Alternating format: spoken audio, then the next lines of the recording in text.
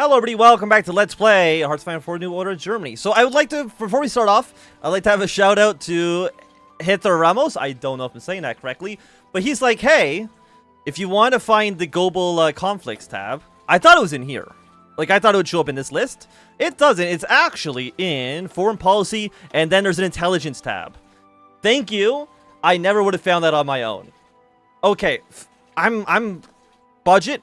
Increase the budget tenfold. Excellent.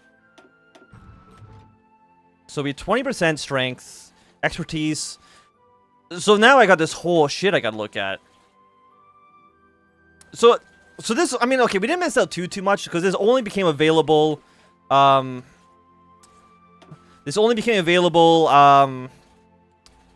a few episodes ago, which is it's not so bad. So we could recruit. Yes, train new operatives, please. Thank you very much. Okay. So we have you against Speer. At least one agent available. Effects are removed. 1 or 2 up to happen. 54% or 45% failing. 864. And then you are... Condor is...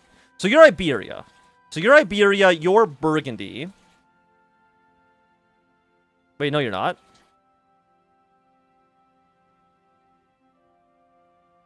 You are Iberian Council, bug political enemies. I mean, that sounds nice, but we need more technology for this. Okay, okay.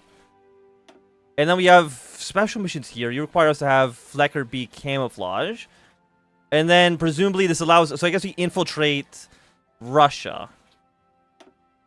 Nothing really in here. Nothing in Africa. Anything in South America? No. Anything Central America? No. The 45... Is that based on this? Oh, we have research here. Oh, truth serum. Mission success chance plus 5%. Yeah, let's take you. We now literally have no expertise. Okay, so I'm very, very happy that we at least figured out where the hell that menu is. That's okay. The Vikesmart returns to Africa. The arrival of the Kriegsmarine in Cape Town was an occasion for much fanfare for the former capital of South Africa. Having seen no foreign ships in the duration of the Reichstag's existence, the white citizens of the town came in droves to watch the German task force ceremoniously escort a large commercial convoy from Hamburg into its port. As many anxious onlookers were permitted to come on board the fleet's flagship, the Adler, which, if its captain boasted, was the last warship commissioned by Adolf Hitler himself. Many of the other vessels in the formation began to unload military equipment onto the docks, and after a few hours, 2,000 men of Etrich Wolfgang Schneck paraded through the streets, before departing for Johannesburg next morning. Meanwhile, naval preparations set about refurbishing about the abandoned Schimmelstown naval base to be used for the Kriegsmarine. Okay. Now, Johannesburg is here. So wait, where's our boats landing? Because none of this is actually friendly territory, so I'm not too sure where our boats are supposed to be here. So let me see. I can't take this because we don't have the 20%. We have the money. That's fine. Expertise 5. Training costs 10 command power. You are okay.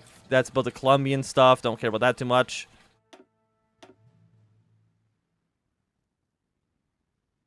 Oh, you cost me command power. Oh, I have so much command power, man. Let's send you into here. Can we only do one? Okay, we can only do one special mission at a time. But hey, I figured out how to press it. So that's really all I care about.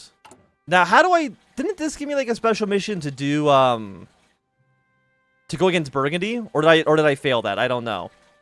I might have failed it, to be quite honest with you. Okay, let's relax trade restrictions with the Italians. Because I think me and Italy can be on fair terms here. Deploy satellites. We need the satellites researched. Research speed goes up. Gives us temporary increase by 5% for 100 days. Bug political enemies. We don't have the bugs researched. Okay, okay. But at least we now know that tab exists. Allies with economic benefits. NSDAP memorandum stating with the words that Frankfurt Stock Exchange are rarely the harbinger of good news. But today the Führer found this to his surprise things were different. It seems that as if, in the aftermath of the Reich's triumphant return to Africa, Germany's financier class has lost little time. Deutsche Bank stocks have been soaring after it was revealed that the Boer government has nationalized the De Beers Mining Corporation, formerly property of notorious Jew Harry Oppenheimer, and then rapidly sold it to the Deutsche Afrika instead a subsidiary of the Deutsche Bank and by extension of Herman J. Ames. However, Abs was far more than the only one making this move. Already, Mercedes cars were becoming the preferred and indeed only choice of South African motorists. Shipment stock too were up, and orders of the standardized of the Boer government's electronic machines proved to be a major boost. In Congo, the returns of the corporation had provoked an economic boom, as ties to Katana were reestablished and profits from managing hydropower returned. The report concluded a reassuring statement to the effect that, even if the corporate smugmen themselves were perpetual, their newfound source of profits were to trickle down back to the Reich's economy and to the government's coffers. I'll take some GDP growth for sure. Now, is there any way for you to potentially invade more people? Okay, independent victory in Laos. Special missions, just the satellites we don't care about too much. Again, we have... So do you... I think you just passively also... Canadian costs 10 command power. We're getting some new agents as well. And this analyst community is at 5, which doesn't really sound very, very good. But it's also probably not that bad. Hey, did we succeed? Did we get him? Death comes silently. Darkness. Albert Spiel inhaled. Fabric penetrating his mouth. Tires screeched. His heart thumped. Albert Spiel exhaled. The bag was over his head, captured a warm breath. The car jolted to a sudden stop. He heard something wrench open. Crunchy cold air swept inside, devouring his body to the bone. He raised 2 trembling hands in a weak surrender. Something grabbed him thoroughly and pulled him from the car. He staggered to his feet, hands above his head. His breathing quickened. Something hard pressed against his back. Click. He started walking. Speer Jits! This voice behind him whispered mockingly. It was a German. It was a German. He had not heard a German voice in so long. He heard laughing laced with malice from elsewhere. How long was he forced to walk for? An hour? 5 hours? Or was it just 5 minutes? His whole body was numb from the cold. The leaves crunched beneath his feet. It is May, so I'm not too sure exactly what he's talking about. Finally, they ordered him to stop and kneel. Were these men Nazi hunters? Fellow German exiles? Bolsheviks? Or Democrats? Were they Borman's secret agents? Or the president? Orpo? Or CIA? His mind was racing and stuttering like an overreaching car engine. He thought of his wife and children. He thought of the German race doomed to collapse. He thought of Germany in all its glory. He thought of Adolf Hitler and his bold vision for the future. He thought of his father, the distant man with cold eyes. The gunshot rang out. His body slumped to the ditch, silent and still. So experience goes up by +7. Political power, we get more stability. Let's freaking go, dude. Excellent. So we're now better at what we used to do. So we have nothing in here we need to worry about. Nothing here. South Africa, China, Southeast Asia, Australia. Okay. Well, then we're going to... So Condor...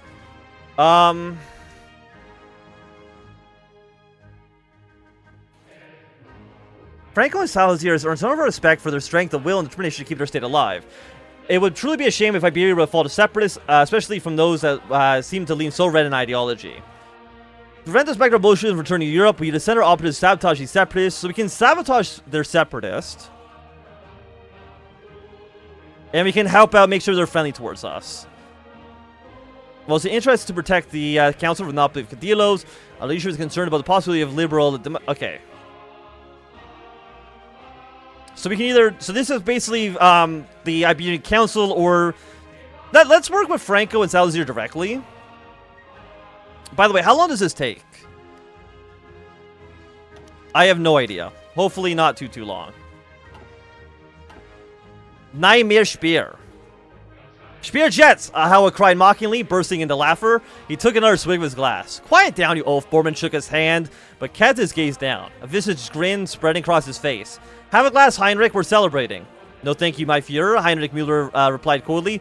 Some of my subordinates consider this photograph to have been an unnecessary risk. Is that so? Bormann replied uninteresting. Eyes still fixed on the black and white photo laid out before him. It showed a body curled up inside a muddy ditch like an abandoned fetus. Are the Americans blaming us? They've raised their suspicions, naturally, Howell replied. My public statement today will be an only statement on the matter. Soon, the traitor will fade from memory.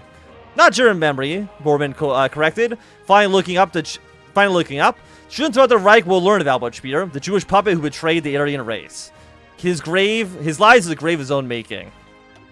Okay, well,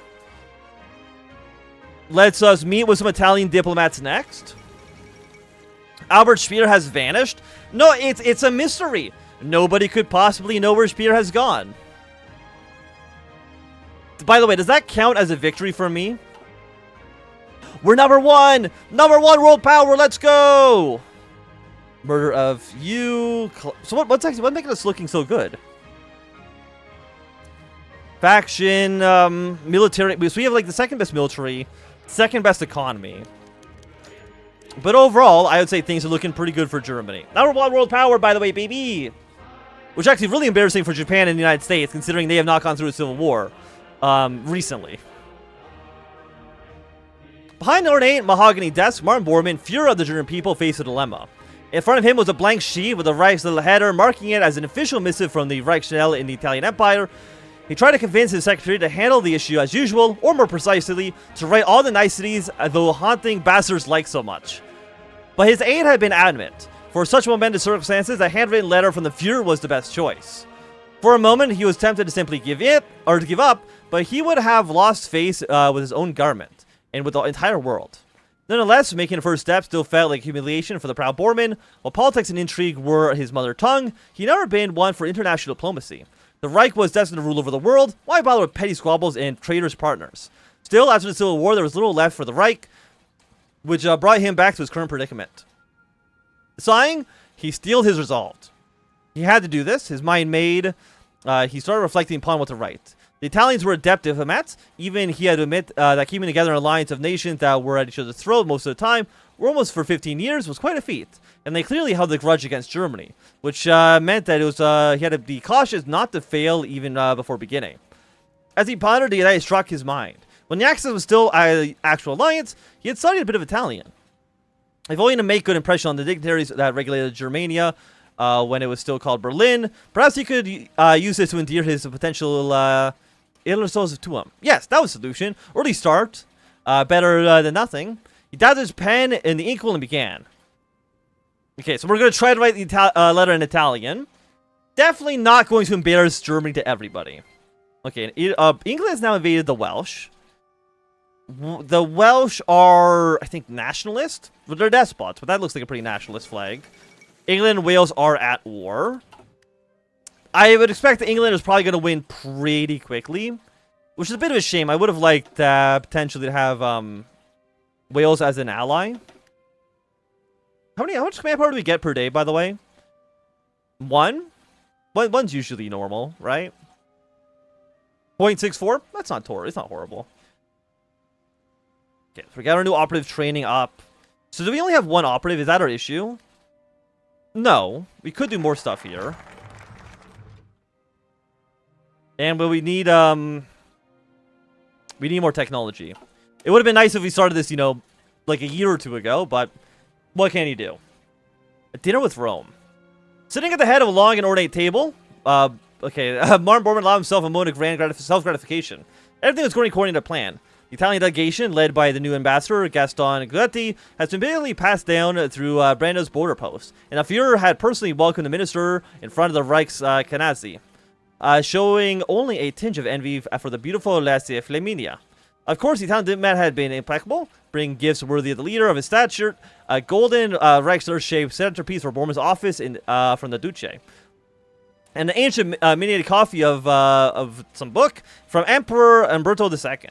Obviously, Martin Bormann had given the Italians ample proof that he, too, could be a courteous host.